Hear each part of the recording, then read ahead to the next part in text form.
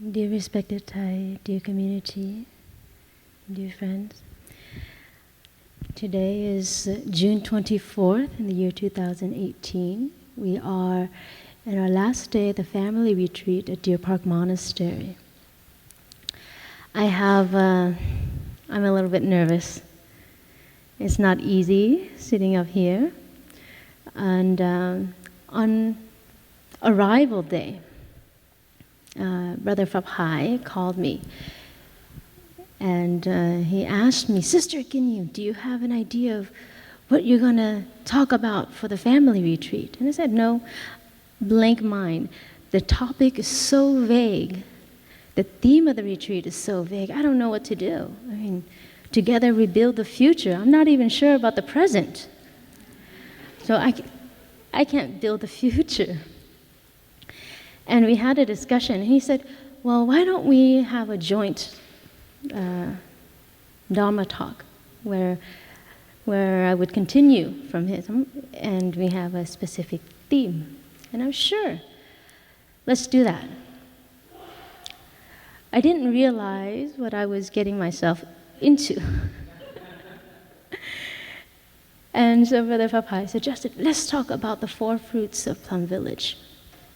And I was like, sure, okay, we'll do that. You know, the 4 fruits of Plum Village, that's easy. Until he said, oh, these are the 4 fruits. And I'm like, can I take that back? And so I agreed to it, and I have to say, this is it. Yes, I'm still nervous. The 4 fruits of Plum Village, Brother Phap Hai mentioned in his talk.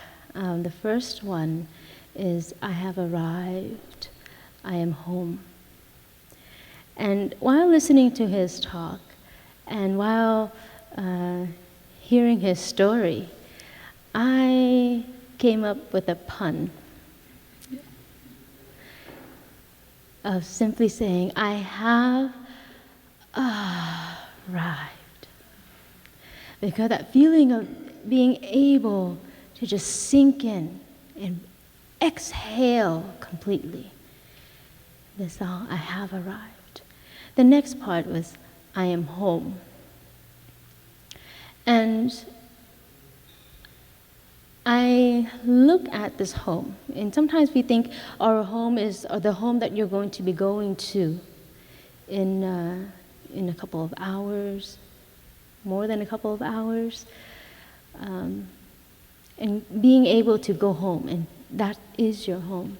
But sometimes I ask myself, if I have arrived at a physical place, of course I'm going to be at home in that physical place.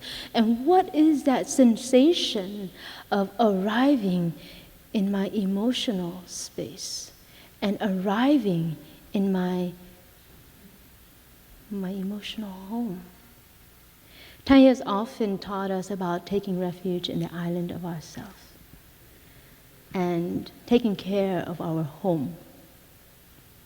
And whether or not our home is welcoming depends on you.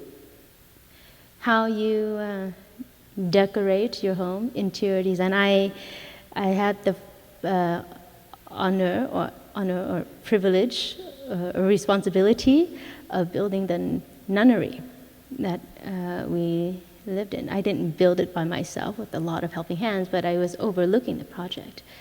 And I had to pick out, what kind of material, the color, to set a vibe in the nunnery, what kind of plants I wanted to put in.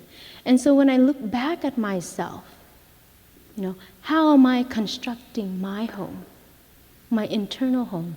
What am I choosing to put in, to become a part of me, a part of a place where I can arrive? And that's just a recap of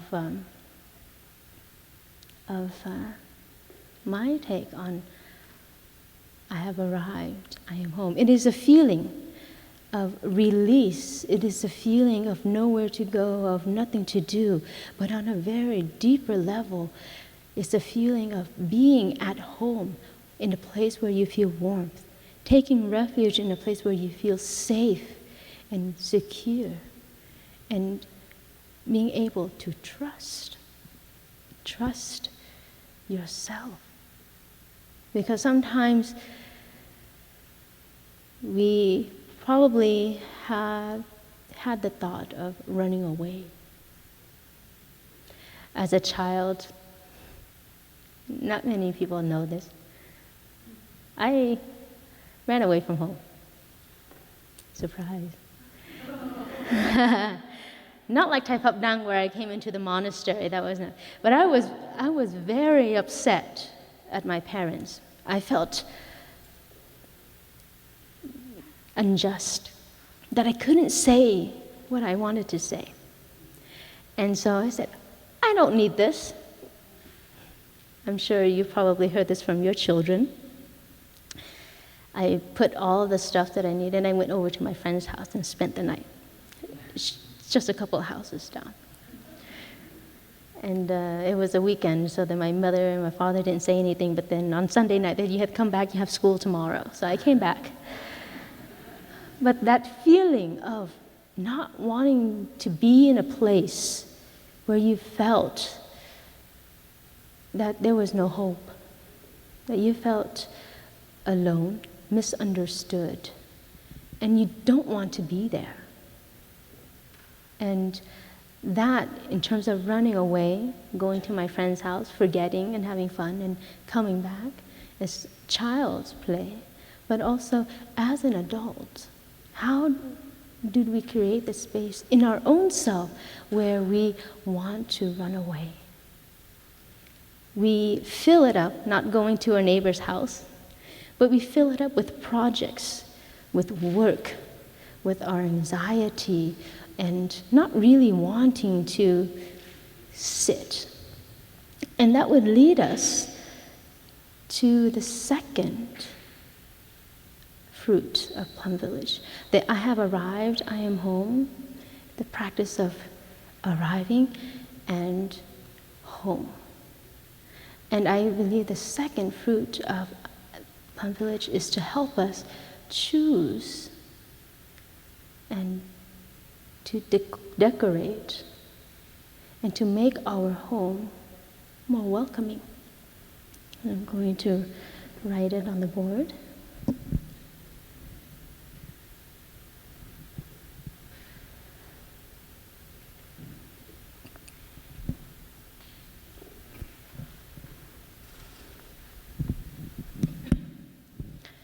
The first fruit of Plum Village is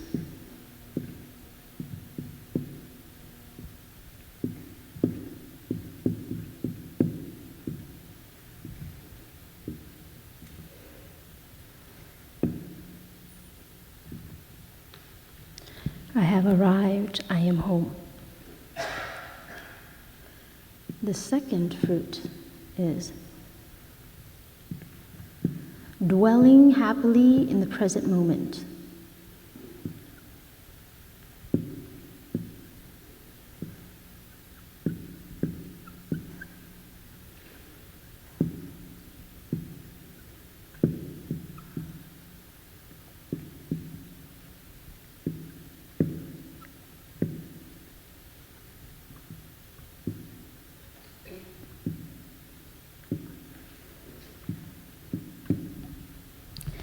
Dwelling happily in the present moment. All of us had experienced this once or twice. We understand the idea.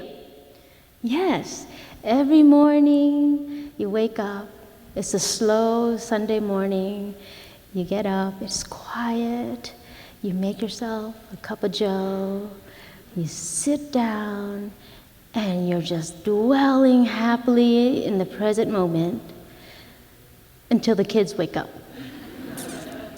Yeah. You've experienced that. You've experienced this place of serenity, this place of enjoyment, and you can really be truly present with what you have.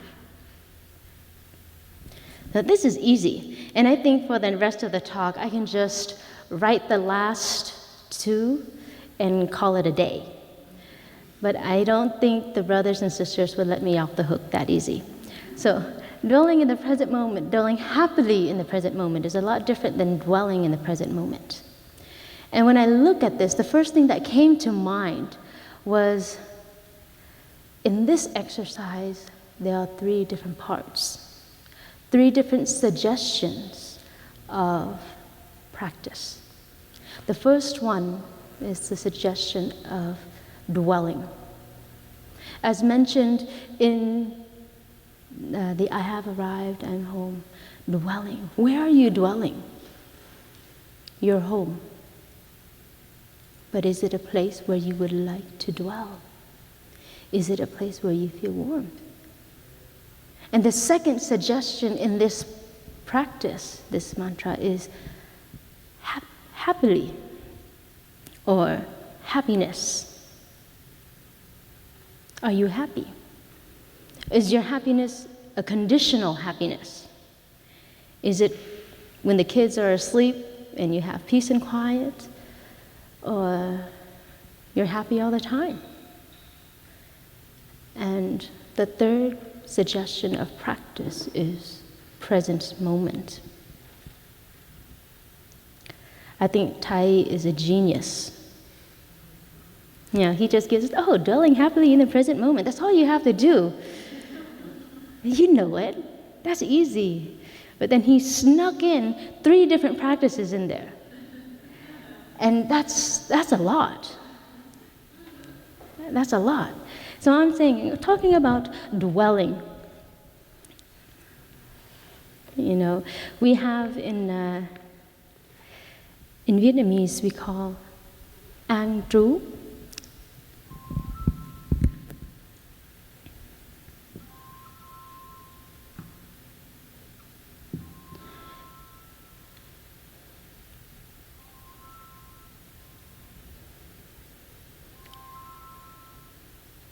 An trú. An trú. An means peace, peacefully. And trú means to dwell, abide, to stay still. In the Chinese calligraphy, please excuse my calligraphy, I'm not good at it, but I'll give it a shot. This is An.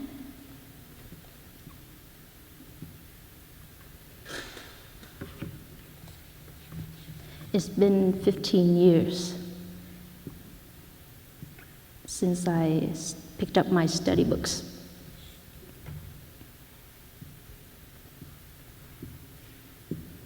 This is trú. And to break it down, this top part means in the Chinese, because they use pictures, it's a roof.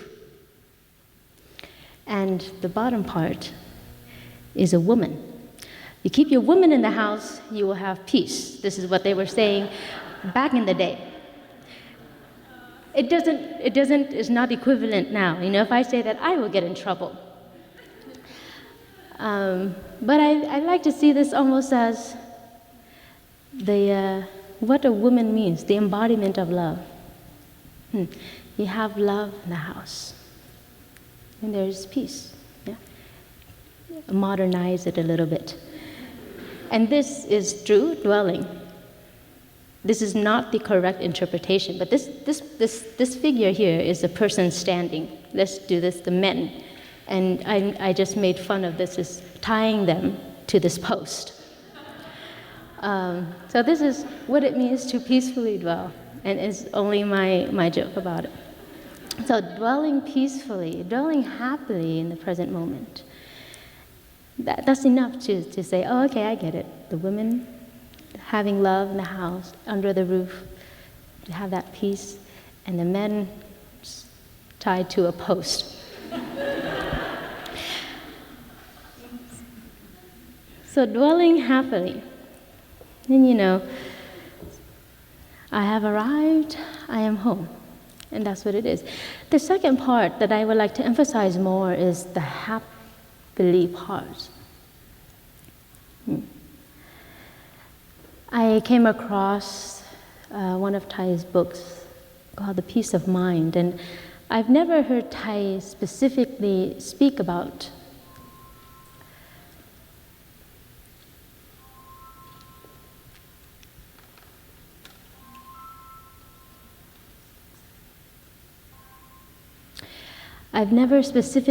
Thầy speak about this practice, but in happiness itself, there are 4 qualities of happiness.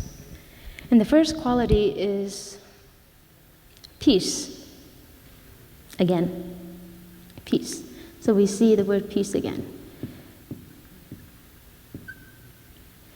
And the second quality is clarity.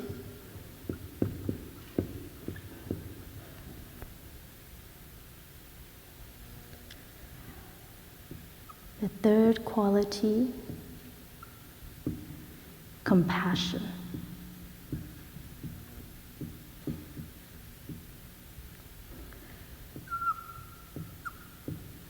Fourth quality,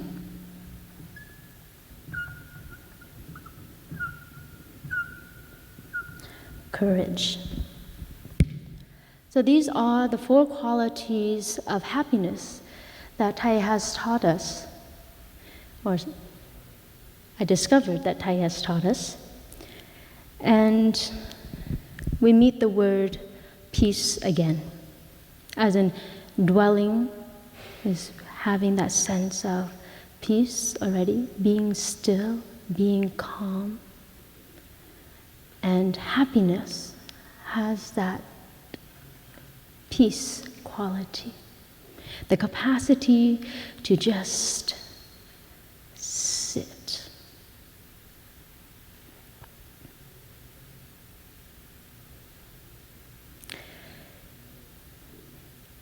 It is easy to think of clarity.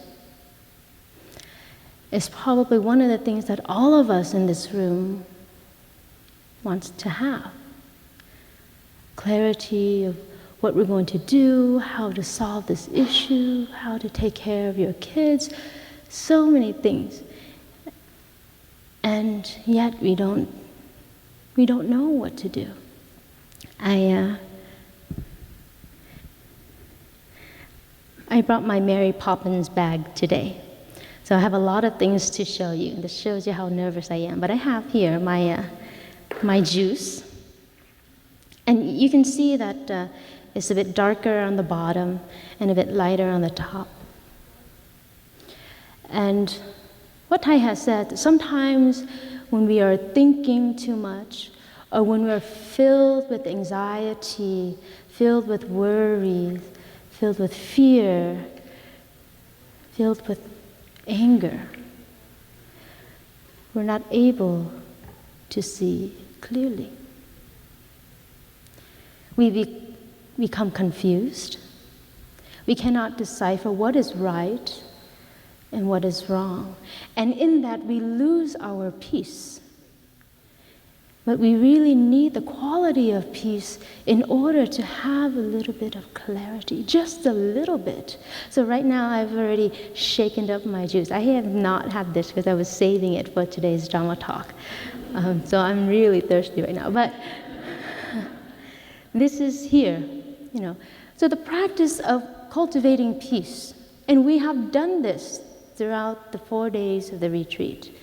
And this morning, during the walking meditation, this morning, during the transmission ceremony, of being able to sit still and to breathe. Being able to walk, just to walk, to enjoy the presence of our loved ones, of our friends. The practices that we have offered here at Deer Park are to cultivate that peace. And it's in our everyday life that we become too busy. We leave this hall, we leave this retreat, we go home. I'm going to have a schedule for myself. I'm going to start waking up at 5:15 because I did it during the retreat. I was able to do it during the retreat, and I'm going to do sitting meditation for half an hour. You get this hype after deer parking, you go down and it sort of dies down. You sort of leave the practice at the gate and you pick it back up when you come back in. But that's what it is, to cultivating this piece of eating meditation, of walking meditation, of breathing meditation. And all it takes is just one breath. One in-breath and one out-breath. And you feel it already. All of your emotions start to stop. You can feel the tension in your body slowly dissipate. And that's all it takes. And when you have cultivated that enough, you'll have a little bit more clarity. You're not caught up in this whirlwind of thoughts, this whirlwind of misperception, of feelings of hurt, emotional despair, of anger. So we're just going to let this juice sit in peace, as long as it doesn't fall off the podium. And we're just going to allow it to sit there. And, keep calm, carry on. So the next part of having clarity I would like to share about is compassion. Compassion is an energy. It is an energy just like mindfulness. You may not be doing anything. You may just be sitting here or at home, not saying anything. But if you are angry, if you are hateful, you are fearful, or if you are in despair, people will feel it. Because all of those are energies. They are energy. And so, it's compassion. When you have compassion, you emanate this sort of energy. It is not a pity party.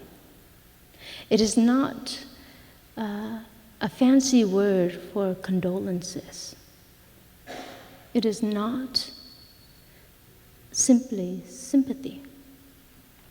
Compassion, according to my dictionary, my Webster dictionary, is the awareness that suffering is there with the determination to do something about it, to change the situation. So it's not just sitting there and moping around and I need compassion, or I have compassion for myself. And yet you repeat the same habit. You continue to do the same thing. You isolate yourself because I'm having compassion for me. I need quiet in the room. And you do not reach out for help. So we trick ourselves to thinking compassion is this pity and having condolences, sympathy, feeling for our suffering. But we don't have the wisdom to change it.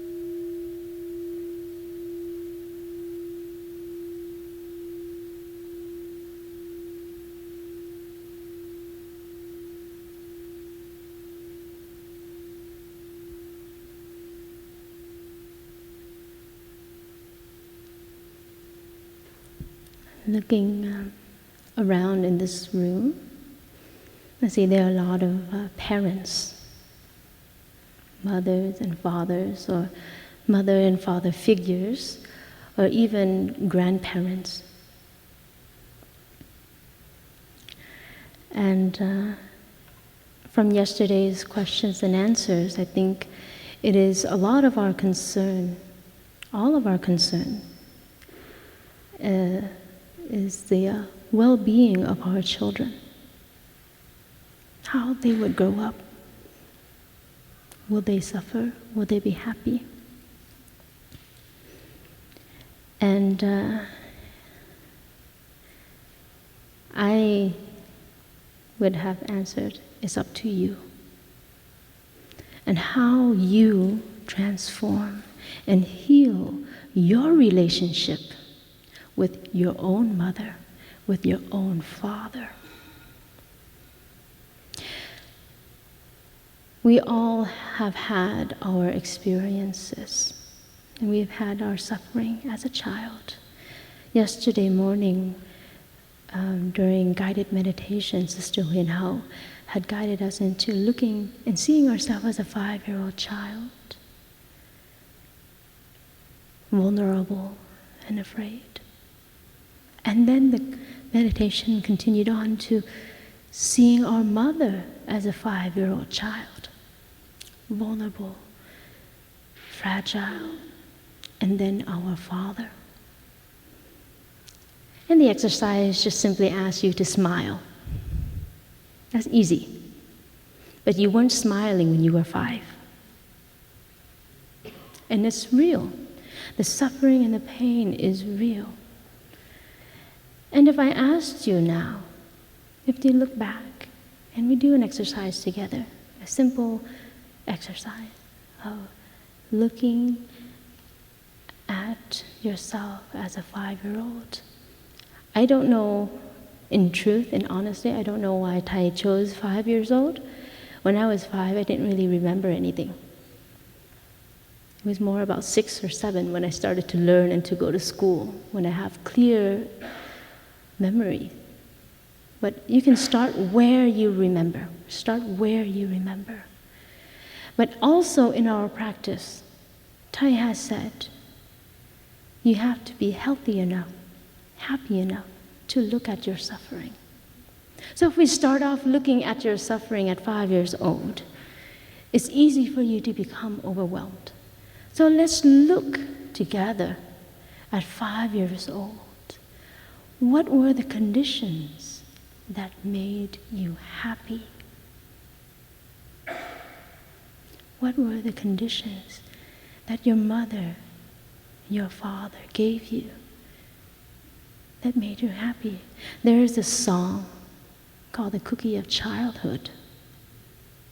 And in that reflects of holding the cookie, and it was the whole world for that child. Did you have any moments when you get to have a snack, fresh homemade cookies? Can you consider that a moment of happiness as a 5-year-old child? Can you, now looking back at yourself as a 10-year-old child, and remembering the things your mom took you to Disneyland for the first time? Maybe it was a little bit later for some of us, but going to Disneyland, going somewhere fun, going on a picnic at the beach, was that considered a happiness for you as a child at 10 years old? 15 years old. The most difficult years for any growing person as a teenager. Trying to figure yourself out, trying to sort out all of your emotions. And even at that time, maybe you denied it, but there might have been moments of happiness. And from this point on, you can carry on to a child of 20 years old. I'm over 20. My mom said, "You're still a baby to me." no matter how old you get. So even if you are here 40, 50, 60, you are still your mother's child. You are a child of 20 years old. Last year of college. Yes, you may have had to break your habit and waking up early, going to school, finding a job, and helping out. But your parents, more or less, have supported you in however way they can. But we fail to look at that. Because once you're 18, you're independent. I don't need you. I'm good. I've suffered enough. Now we're all parents. Now, before we go into being a parent ourselves, let's go back and look at ourselves as a 5-year-old child again. And recognizing the hurt and the pain, the feeling of fear, the feeling of abandonment, the feeling of loneliness. A little girl sitting in her room by herself, holding a doll, waiting for mom and dad to come home. They don't have time for her. And the son getting in trouble at school, throwing a tantrum, not doing his homework, because he doesn't know what it feels like to be loved. He felt alone and in despair. The same goes when you are 10 years old, when you really wanted that Game Boy. I don't know if they call it that anymore, but you really wanted that Game Boy, and mom said no. Dad said no. You lash out in anger. You throw a tantrum, and you skip a meal just to show them how angry you are. And then you blame them, say, they starved me. Yeah. And then 15, feeling your parents never understood you, embarrassed you in front of all of your friends. Yeah, me too. Although I became a nun at 14, so at 15, Tai embarrassed me in front of everybody. But I have no resentment to that. Yeah, and at 20. So all of the suffering that you go through, they are real. And it's an emotional thing that you go to. Recognizing the happiness that you had doesn't invalidate the suffering that you've experienced either. And now with that understanding, opening of the heart, of recognizing your happy moments as a child, let's come back to our mother as a 5-year-old child, as a 10-year-old child, as a 15-year-old child, and a 20-year-old child. All of her happiness, her joy. At the same time, looking deeply in all of her suffering, her fear, and her loneliness. Our Father as a 5-year-old child, as a 10-year-old child, as a 15-year-old child, as a 20-year-old child. All of the adventures he went on in the woods, working on the farm. They didn't have video games back then. Just being creative, having fun, getting dirty, playing in the streets, those moments of joy that your father had growing up, and reflecting back his moments of suffering throughout all ages. With that understanding, we can open our heart a little bit more.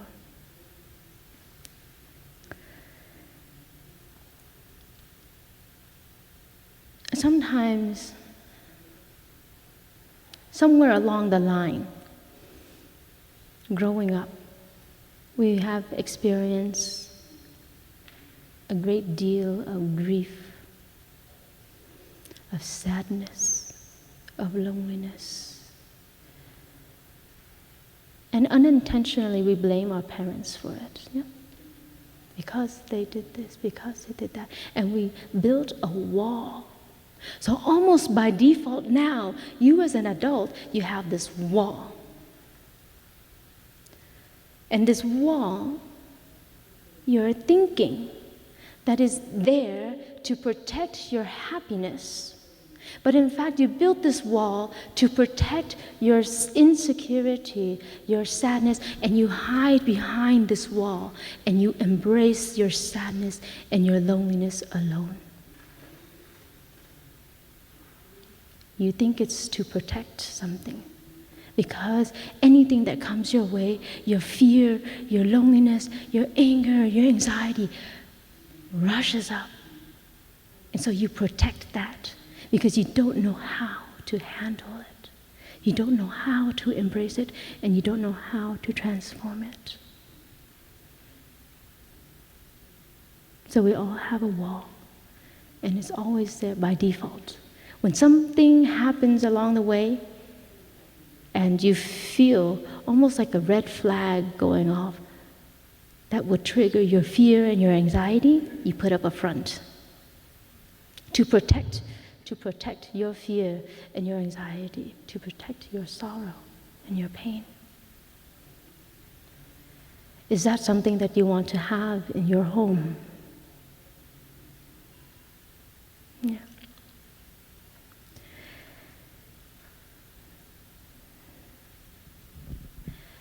In our looking at everyone here,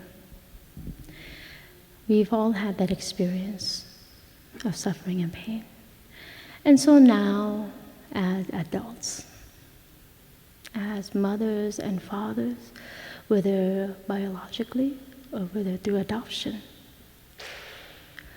we want to provide for our kids. We do the exact opposite. We jump from one extreme to the next extreme. You smother them with love without the mother. You smother. From the moment, sometimes we're very forgetful, and you think because we are protective of our kids, we all are, and you think, when you look back at your parents, the feelings of suffering and despair are overwhelming. So that's what you see all the time. You forget about those happy moments. And so now, why don't we take a moment to look back deeper? You might not remember anything. Even through the guided meditation that I've just offered you, couldn't find something that can be considered happy. So let's come back to this present moment, or maybe a couple of years back, when you and your partner first received news that you will become parents. When you received news that your wife or your partner has conceived, or when you received news that you have been certified or accepted to adopt a child. What were you going through? Happiness, the anticipation, the joy, And you're looking into the future of your children and all the love that you have. And you're willing to make the ultimate sacrifice, assuming that everyone here was still young. Let me rephrase that. Everyone here is still young. But assuming you were younger, and you're willing to make the ultimate sacrifice of not going out, staying out late at night, not going to parties, no alcohol for 9 months, and just really taking care of this bundle of joy, bundle of love you're preparing for. And then for mothers, the ultimate sacrifice in changing your body, the emotional changes, the physical changes. I can't imagine, and I don't want to experience it, what it feels. I get a bloated stomach, and I'm at discomfort. So I'm just going to leave that there. Yeah. But making that sacrifice, yeah, you experience this as parents, and when your child is there, your child is born, the moment you hold him or her in your arms, the father experiences the same joy. Or the moment you hold and embrace your adopted child, full of love and tenderness and care. Sometimes I think when it's too difficult to find happiness in what you remember, if you take a moment and step back and to find happiness where you don't remember. Your mother also carried you in her stomach. You were a baby in her womb. Do you think, even for the least part, that she felt the same way when you first had your child? If there's a little bit of happiness, a little bit of love in the midst of that suffering, could it be that? Could it be acknowledging that she also made a sacrifice? But it wasn't a sacrifice for her, it was the ultimate act of love.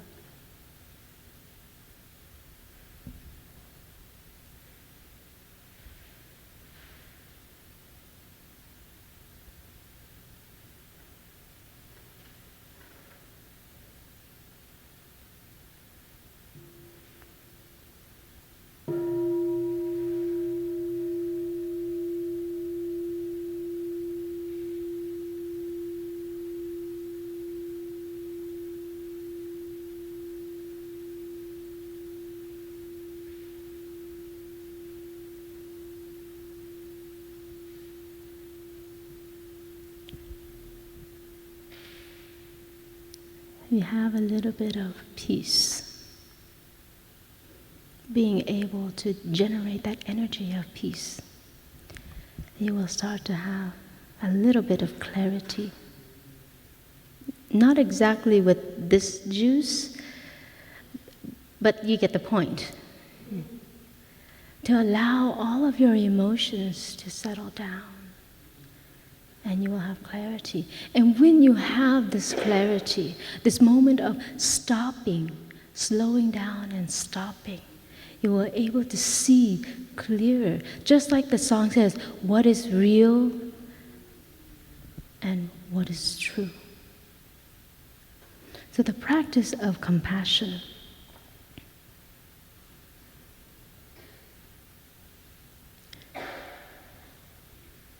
brings about understanding and clarity. No one in this room is born from hatred. Everyone is born from love. And whether the conditions were favorable for that love to prolong, or the conditions were not favorable, it was still the very first moment you came. You were present as a 4-week-old fetus in your mother's womb. It was love. And you can't remember it, but you can feel it. Because compassion and love is an energy you can feel.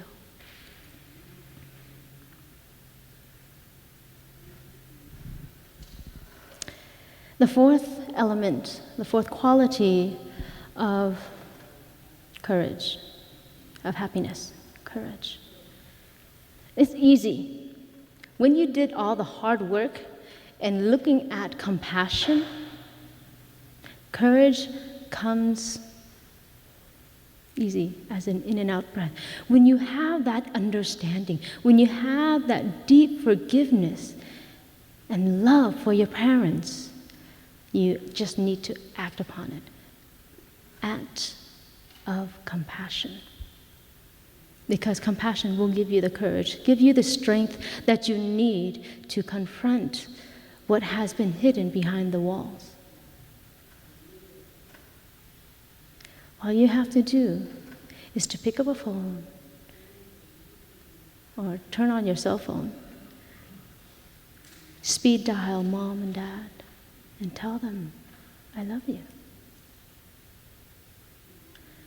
And they will feel it from the bottom, the depths of your heart.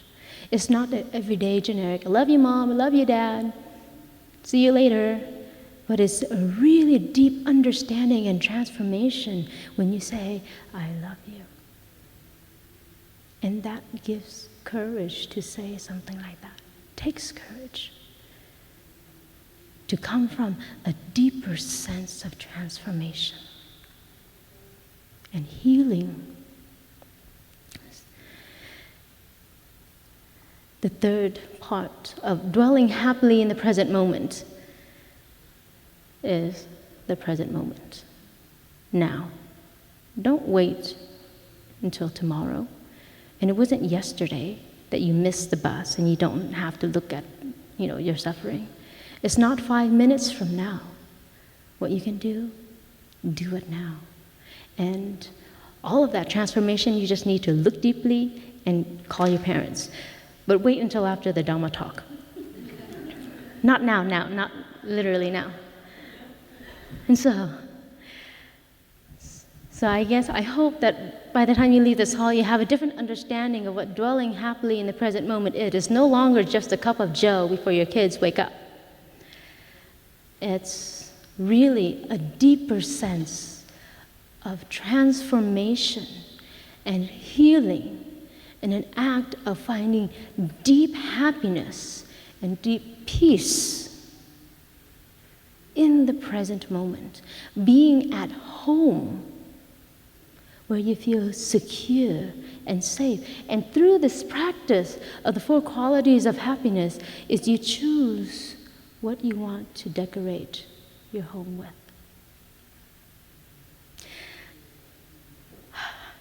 Okay. The third fruit of Plum Village, and I'm going to write the third and the fourth on here.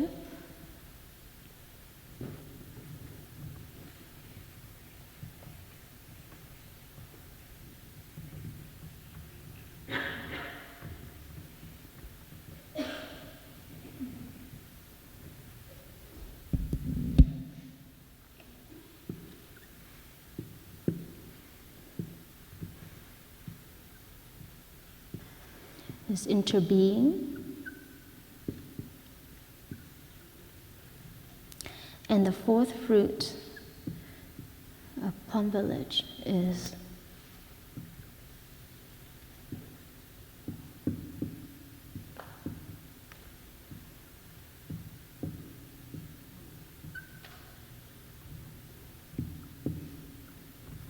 no birth, no death.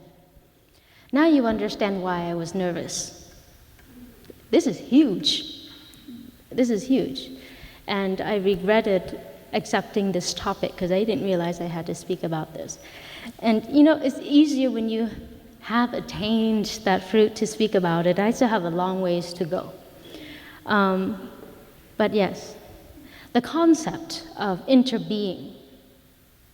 Tai explains it very well. You can listen to his many talks on that.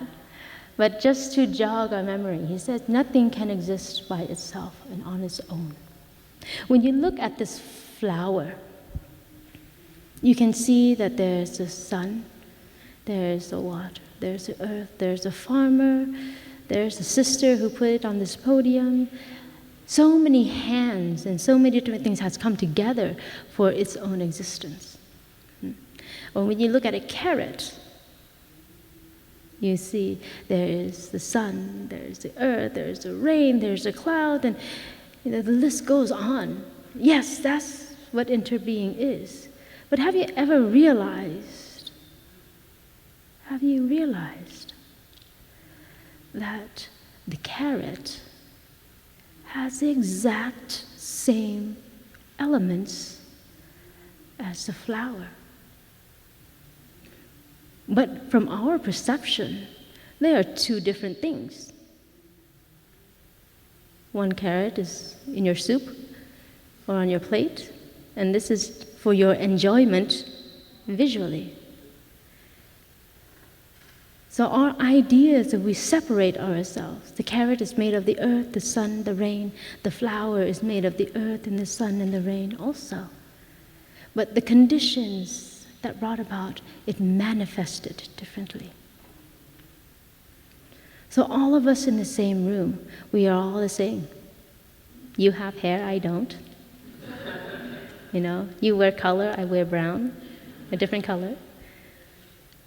And I was brought up differently. In my own environment, I came to be and manifest as I am. And you manifest as you are. But all the elements are the same. From our parents, our mother, our father, our ancestors. We have trained ourselves to live in separation, to disassociate ourselves from one another. And let alone one another, disassociate ourselves from our parents when we get older, we're independent, but even with the food that we eat. So if you hold a piece of bread, carrot, and you say, are you me or am I you? Are the carrot and I one? Not the fact that it's going to be in your stomach in a couple of minutes, but what's the difference between yourself and the carrot? What's the difference between the carrot and the flower? The insight of interbeing, a vague idea, but yeah, Tai said everything is all connected, I am, these eyes are not me, A is only A because there's B, and we train ourselves, and Tai, we got this misperception that I need all of this to come, but all of your elements are in everybody else too. But you manifest it because the environment, the carrot needs more of the earth, the dark earth, than the sunlight or the water. But the flower needs more sunlight than water. It doesn't change. It doesn't change. So when you look at yourself and your children, do you see yourself in them? Which will then lead us to no birth, no death. Some of you might have noticed me walking around with my sunglasses, and they are mirrored sunglasses. And the children love it. I think they're looking at me and smiling. But they're actually looking at themselves and making funny faces. They're just smiling and winking, and they're poking at my eye, and I felt like, oh, they love me, but they're like, and they're just like, what are they doing? And then I realized that they were looking at themselves. And, have you asked your children to wear those sunglasses and you look at them in the eye? Do you see yourself?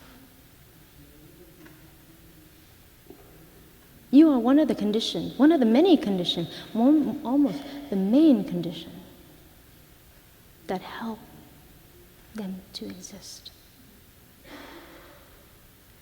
But the kid is too noisy. That's not me. Can't sit still. And you shh them when they cannot listen to the sound of the bell.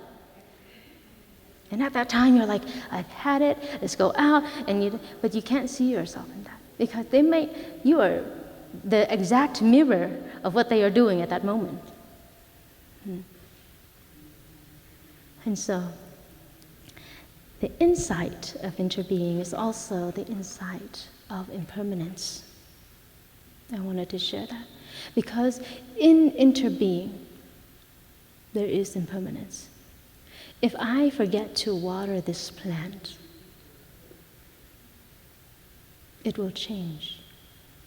And the same when we have beginning anew and we learn that everybody is a flower.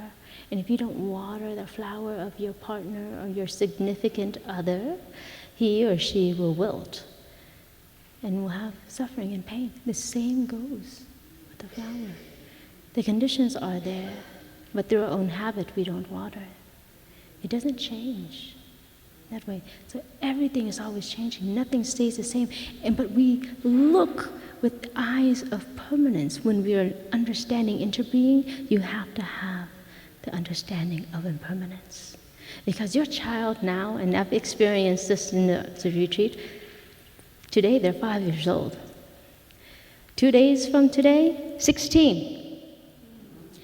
And now I'm like, wow, they grown up so big. I couldn't recognize a lot of the kids, and it's only been 1 year. And you live with them every single day. Do you recognize their change? Or they're always the same until somebody points it out to you? So we're caught in this idea, all the conditions of our child. We feed them every day, the same food every day. I hope not, but 3 meals a day. And then you don't see the change because you have this idea of everything comes together, but you're stuck in the idea that they are changeless. They are not bound to impermanence. But that's not what the teachings of interbeing is. It carries impermanence in itself. So if we continue on to the idea of no birth and no death, and this one scares me a lot. And I was like, I don't know anything about birth and death. None of the experience. So I brought up all of Thay's magic tricks.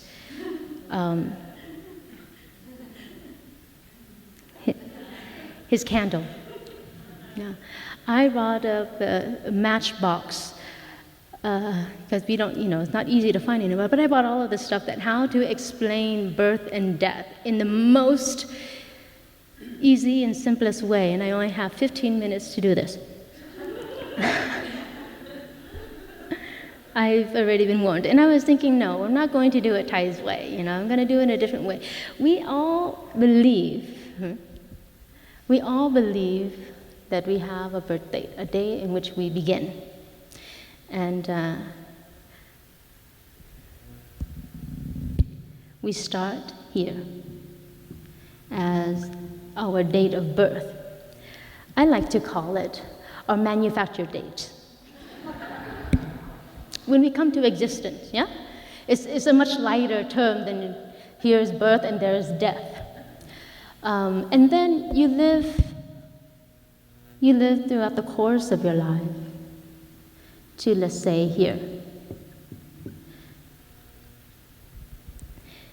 Not yet, you're not dying yet, but here, I would say that's your best before date. And you can label this as before marriage or before children. Yeah? So you have your manufacture date, and your best before date. And then you continue on to here. And I think you all know what this is, the expiration date, when you expire. We believe this is what birth and death is. We trained ourselves to believe this. This is how we see it, when something comes and something goes. But birth and death, just for clarity's sake, is not the definition of not being afraid to die. Not being afraid to die is almost like saying, I'm not ready to be born. In truth, you have that's not the idea of no birth and no death. Yes, best is not to be afraid and to let go, but not because that there is an end point. Not because there is an expiration date. I've conjured something else, almost different than a candle, so I'm not going to burn my candle or Thai's candle. I have an incense. We live our life almost as a one-directional. There's only one way forward. And throughout my experience of learning, working with the sound system, there's different types of microphones, and there is an omnidirectional microphone. Which means it captures sound or voices in many different directions, and not just from the center point of the microphone. So then, if we train ourselves to look that our life is not one directional from point A to point A1, I think that's best before date, and to point B. We are omnidirectional. Our life is an omnidirectional. So if I light this incense,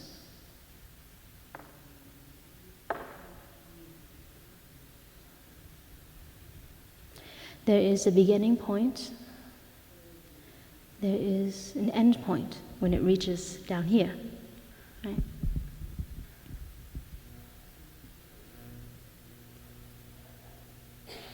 And let's say this is the start of your life, the start of your life.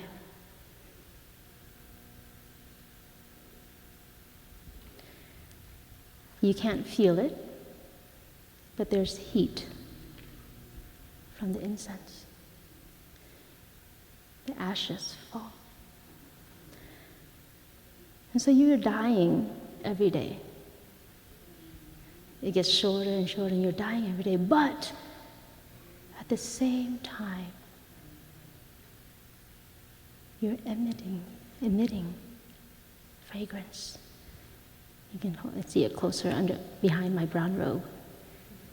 So this may be getting shorter, but the smoke is in my face. This is what our life is. And we have to be able to see yourself in your children, and to not live in the fear that when this incense is gone, that you no longer cease to exist, because now hopefully you can smell it.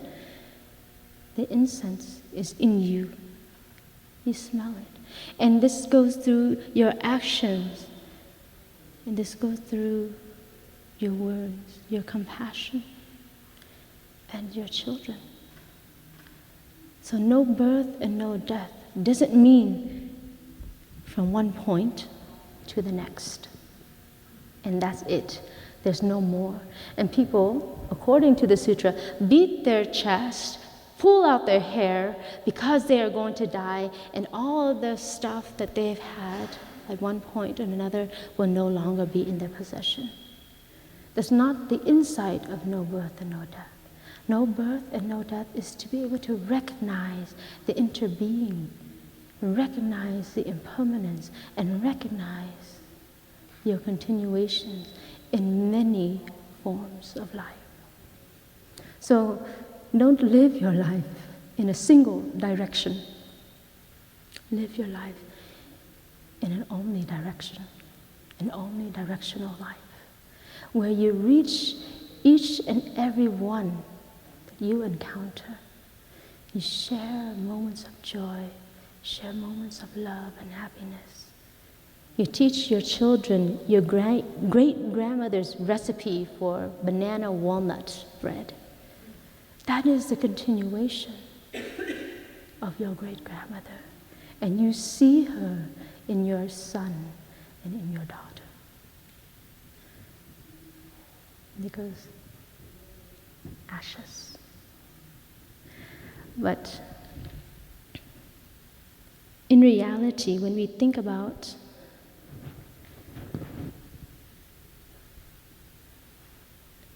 no birth and no death, in each breath, we are being born and we are dying in our own person.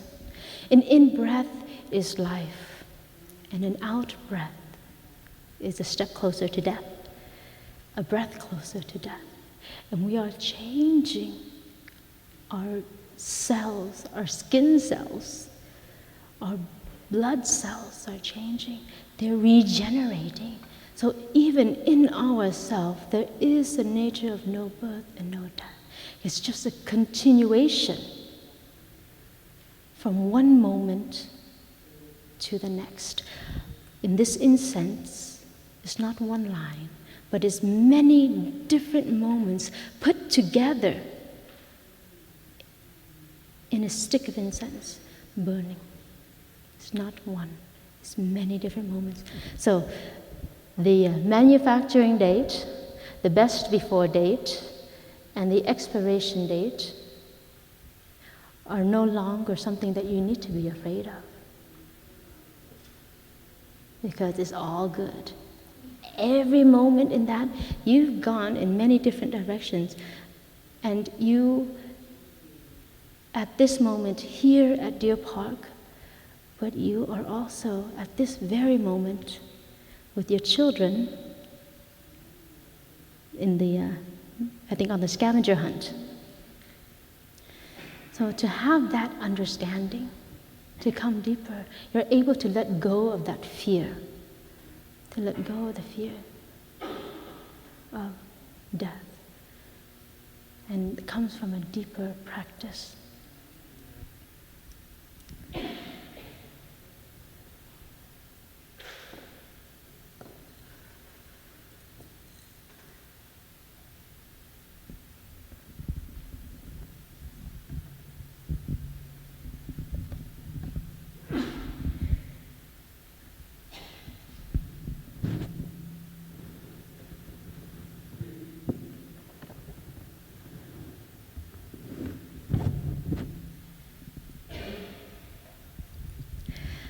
I understand that we all have our deep pain and suffering, and there's nothing wrong with it. There's nothing wrong with having pain and suffering in ourselves. But looking at your children, looking at the tweens and the teens here, shows me that all the moms and dads are having so much transformation. It's a live practice of transformation. Their laughter, their joys, their happiness is our own transformation. So I would like to congratulate all of the parents for being here and transforming, continuing to transform in yourself, and to continue your path of transformation in your children. I have 5 minutes. So I have a song I would like to offer all of you. Well, not yet. And this song I like to sing often.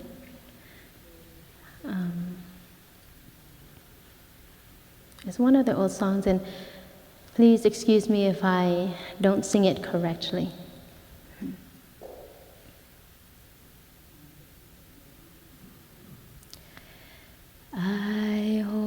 hold my face in my two hands. I hold my face in my two hands. My hands hollowed to catch what might fall from within me, deeper than crying. I am not crying. I hold my face in my two hands. I hold my face in my two hands to keep my loneliness warm, to cradle my anger, shelter my heart from the rain and the thunder. Two hands preventing my soul from raging in anger. I hold my face in my two hands. I hold my face in my two hands. My hands hollowed to catch what might fall from within me, deeper than crying. I am not crying. I hold my face in my two hands. I hold my face in my two hands to keep my loneliness warm, to cradle my anger, shelter my heart from the rain and the thunder, warming the place where tomorrow may blossom compassion, warming the place where tomorrow may blossom forgiveness. Thank you. Let us listen to 3 sounds of the bell and to come back to our breathing and practice of dwelling happily in the present moment. Thank you for being here.